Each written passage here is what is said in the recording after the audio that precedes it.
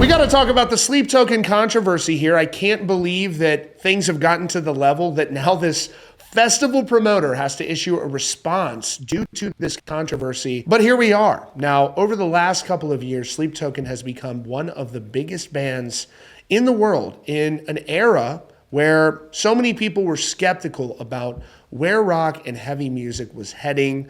Could there be new headliners coming, or were we going to live forever in this nostalgic world of legacy bands who are aging out, and are we not going to have newer artists who are coming into the fold and becoming major ticket draws? And I think we are in a really great time of optimism in rock music because we've seen a lot of big bands starting to emerge that are proving themselves for the next generation. And so Falling in Reverse is a band that's been around for a while, but only over the last several years have they become a very, very big band, as evidenced by the huge shows they're currently doing in Europe and also the shows that they've been doing all throughout North America as well this year. Plus, he has the biggest rock record of the year. So that's really optimistic. Despite the fact that Falling has been around for a while, Ronnie is relatively much younger than the artists that are your legacy acts, so to speak. So that's really exciting. And the next generation is really coming out strong because you have Sleep Token going from just a couple of years ago when I saw them in front of like 50 to 75 people to now they are opening in stadiums, to Linkin Park. They just did a massive show over there in France, and people are really excited to see this. But nobody was prepared for what we saw this week when Download Festival announced their lineup, and somehow this ignited a controversy with Sleep Token. Here's more. Growing up in the early days of YouTube, I remember watching videos from Download Fest and wishing we had something like that in the US. And fortunately, over the years, we've gotten some really great festivals. But still, this is a festival that I would love to go to someday. And they just announced their big lineup with more than 90 artists. And this is sure to be a top-selling ticket for festival goers. It's an eclectic lineup featuring bands like Spiritbox, Dayseeker, Poppy, Bullet for My Valentine, Jimmy Eat World, Whitechapel, the great Jerry Cantrell, the great Steel Panther, Nothing More, North Lane, and even Alien Ant Farm and CKY. But it was when they announced the headliners that some eyebrows really got raised. Korn, Green Day, and ladies and gentlemen, this is a big deal, Sleep Token.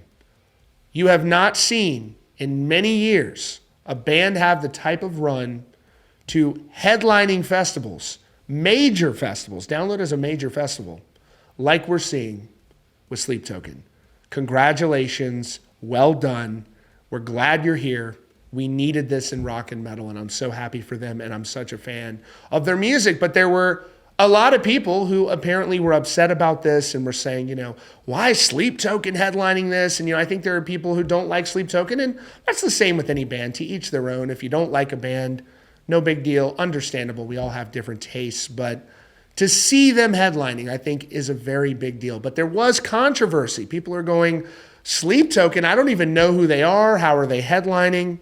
But I suspect this band has built such a fan base that they're going to have no problem selling tickets for this event. And I absolutely applaud Download Festival for giving this band a chance as headliners. I think people have so heavily relied on legacy acts, and they were unwilling to give bands that are demonstrating huge ticket sale numbers. We got to see Falling in Reverse headlining festivals here in US in the very near future. It's time. They've proven themselves. Sleep Token is the same. They're one of those bands. And I think we're going to be having that conversation about Bad Omens in the very near future as well. That band is just on fire, and there's so much talent in that group. And, there's so many others as well. And I just think we're really in a great time in rock music. But again, there was so much backlash to Sleep Token headlining that the festival promoter had to issue a response.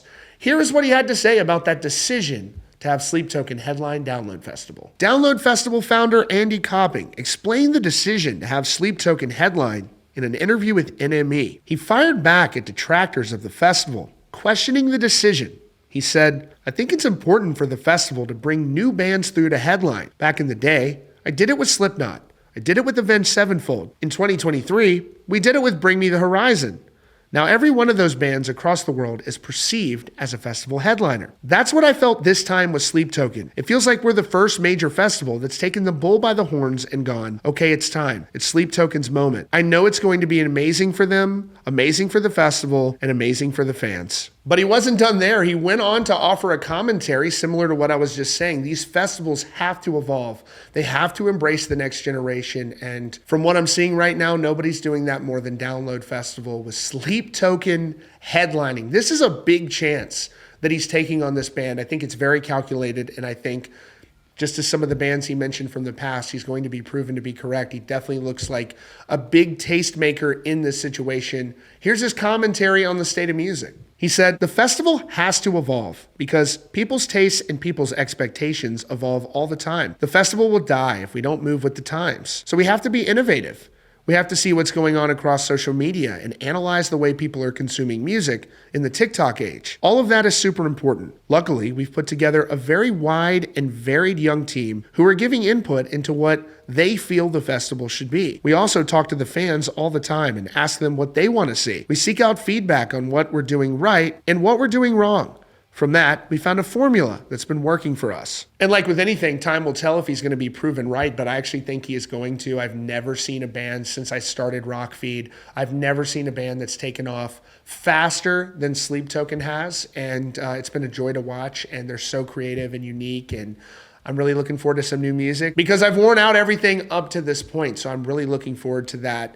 And again, hats off to Download Festival. I think they're innovators in this, and I really hope one day to go to Download Festival. It's just such a legendary fest. And for them doing this, I really got to, tip my hat to them because they're pushing rock music forward. And I think it's really important. And Sleep Token has more than proven at this point that they can do it. I'm looking forward to seeing them with the big production on that massive festival stage. And those of you who are lucky enough to be there, let me know how it goes.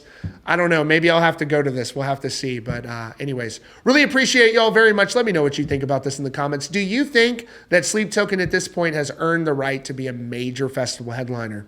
Let me know. That's your latest update here from Rockfeed. Be sure to subscribe and notifications on for the latest news and updates.